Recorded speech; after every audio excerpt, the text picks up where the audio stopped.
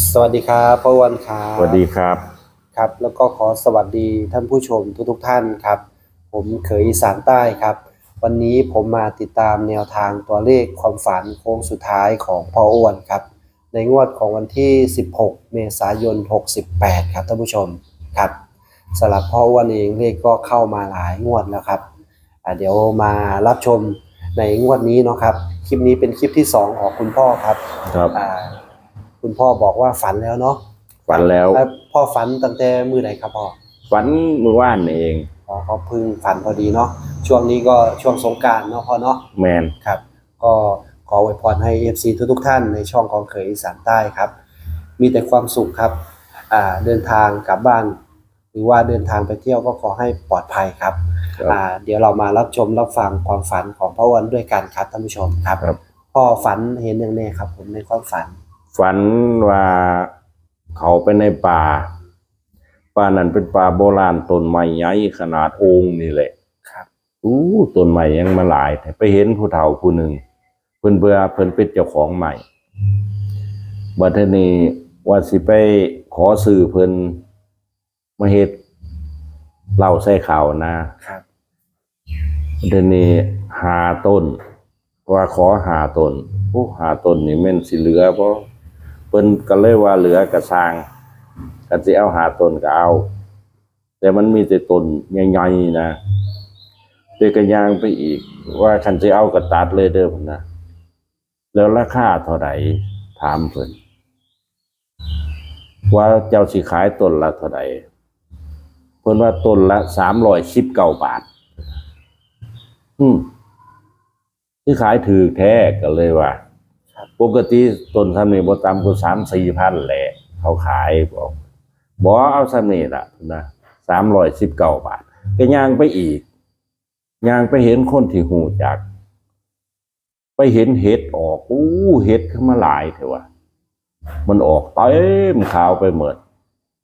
เฮ้ยก็ไปเก็บบัดนี้เพิ่นย่างมาเพิ่นว่าโอ้ยอย่าไปเก็บเอาเด้อเห็ดข่อยนั่นข่อยเอาหัวเสือมันมาวานในเพิ่นน่ะวานโตคือบ่เก็บมันออกคักแต่ว่ามันสิเน่าเหมือนแล้วอ่ะบ่เป็นหยังเพิ่นน่ะประเดี๋ยวเพิ่นก็ย่างไปก็เลยเก็บใส่กระตาเต็มกระตาเอ้าอันอยากได้ก็เอาซะสนะเพิ่นน่ะอย่าเอาเหมือนเด้อสนะเอาแต่เอาพอไปได้บ่เอาหลายดอกว่าเอาแค่ไปได้เอาหาบหนึ่งทีนี้ก็ย่างไปอีกไปแห่งเห็ดหลายแห่งเห็นหลายขนาดเลยเห็ดไปเท่าพ่อใหญ่ที่เจ้าของใหม่เพิ่นผัดยางมาคือกันเพิ่นยางมาเพิ่นว่าจังได๋ล่ะใหม่สิเอาบ่ล่ะ319 บาทต่อต้นเพิ่นว่าจังซั่นห่วยเอาอยู่แล้วมันบ่แพงคันเอากลับไปมาตัดเอาเด้อเพิ่นน่ะตัดเอาแค่5 ต้นเท่านั้นล่ะบอกเพิ่นเอาโลดเอาใหม่ใหญ่ห่วยใหม่สำนี้บ่แม่นเจ้าบอกเลขบ่คือจังว่าต้นบางใหญ่คือเอาถือแท้ว่าครับเพิ่นก็เลยว่าโอ้บ่ฮู้ดอกเด้อแล้วแต่สิคิดเพิ่นน่ะ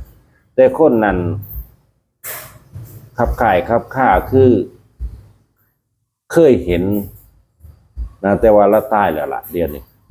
ครับแล้วก็ย้ำอีกแล้วว่ากันสิเอาก็เอา319 บาทเดี๋ยวสิกลับบ้านก่อนแล้ววะ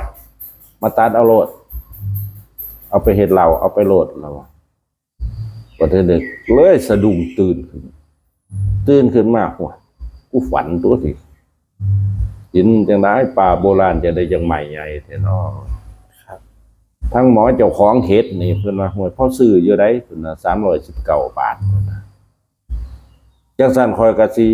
เอาค่าเฮ็ดเด้อ51 บาทพุ่นเนาะเอาก็เอาสดตัวว่ะครับตำนี้แหละปันนั้น51 บาทนี่คือเพิ่นว่าเพิ่นสิเอาค่าเฮ็ดเจ้าของเฮ็ดบ่ครับพ่อเจ้าของเฮ็ดเจ้าซื้อไม้319 บาทเจ้ามาเก็บเฮ็ดข่อยก็สิเอาค่าเฮ็ดได้บัดนี้ครับแปลว่าในความฝันนี่พ่อเห็นคน2 คน2 คนคือคนนึงนั่นคนนึงเป็นเจ้าของใหม่เป็นป่ามันติดกันนะเจ้าของใหม่คนนี้เป็นคนหนุ่มหรือว่าคนแก่คนเฒ่าเป็นคนเฒ่า คนเฒ่าแล้วตายแล้วที่เคยฮู้จักอยู่คนนี่ อ๋อคือพออ้วนรู้จักเพิ่น ฮู้ ครับ ฮู้จัก ไอ้เพิ่นคนนี้เสียชีวิตตอนอายุจักปีพอจำได้บ่ครับ บ่ได้โดนแล้วจำบ่ได้ดอก อ๋อเป็นคนที่เพราะรู้จักกันซื่อ ฮู้จัก แต่ว่าคนหนุ่มนี่ก็ฮู้จัก แต่หมอนี่ยังอยู่ ๆอ๋อครับ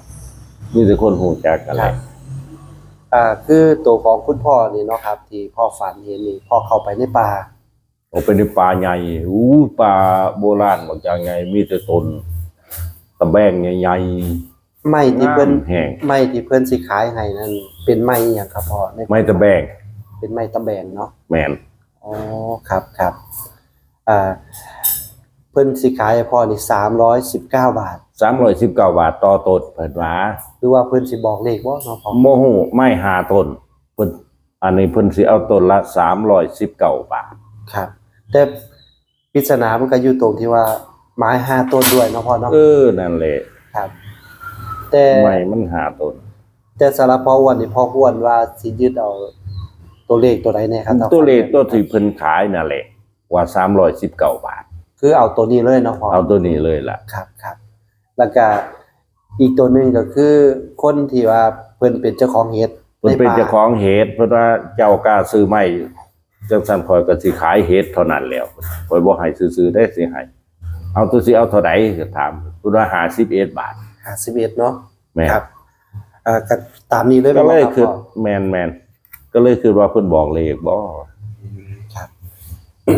นี่ครับท่านผู้ชม ก็คือคุณพ่ออ้วนยึดเอาตัวเลขเนาะครับ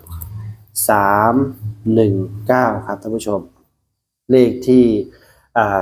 เจ้าของไม้ครับขายให้พ่ออ้วนครับ บอกว่าจะขายให้แค่319 บาท ไม้มี5ต้นเนาะพ่อเนาะ 5ต้น ครับ เพื่อที่จะให้คุณพ่ออ้วนเอาไปทำอะไรก็ได้ทำบ้านทำ เดี๋ยวแต่ ว่าสิซื้อมาเฮ็ดเรา ครับ319ก็ระวัง316ไว้ด้วยเนาะครับท่านผู้ชมครับ แล้วก็มี51ครับที่คุณพ่ออ้วนไปเก็บเห็ดครับ ได้เห็ดเยอะแยะเนาะพ่อเนาะ เพิ่นว่าเพิ่นสิเอา51 บาท ครับเห็ดนี่เป็นเห็ดอีหยังครับพ่อ เป็นเฮ็ดปวก เห็ดปวกครับท่านผู้ชมครับเขาจะเก็บเงินจากพ่ออ้วน51 บาทสำหรับตัวพ่ออ้วนเองก็คิดว่าน่าจะเป็นการบอกเลข คือจิแมนเพิ่นบอกเลขบ่ว่า ครับก็ลองพิจารณาดูครับท่านผู้ชม เพราะว่าพ่ออ้วนก็ฝันแม่นมาหลายงวดแล้วครับสำหรับคลิปนี้ผมเคยอีสานใต้ครับก็จะขอจบคลิปไว้เพียงเท่านี้ครับขอให้โชคดีทุกท่านครับเฮงๆรวยๆครับขอบคุณพ่ออ้วนมากๆครับ ค ผม รับสวัสดีค ครับ ครับผมพ่ออวยพรให้ FC จักหน่อยนะครับ อวยพรให้ FC ในปีใหม่ไทยนี่จงมีแต่ความสุขความเจริญให้ร่ำรวยกันสุขหูสุขคนเด้อ ครับสาธุครับขอบคุณครับ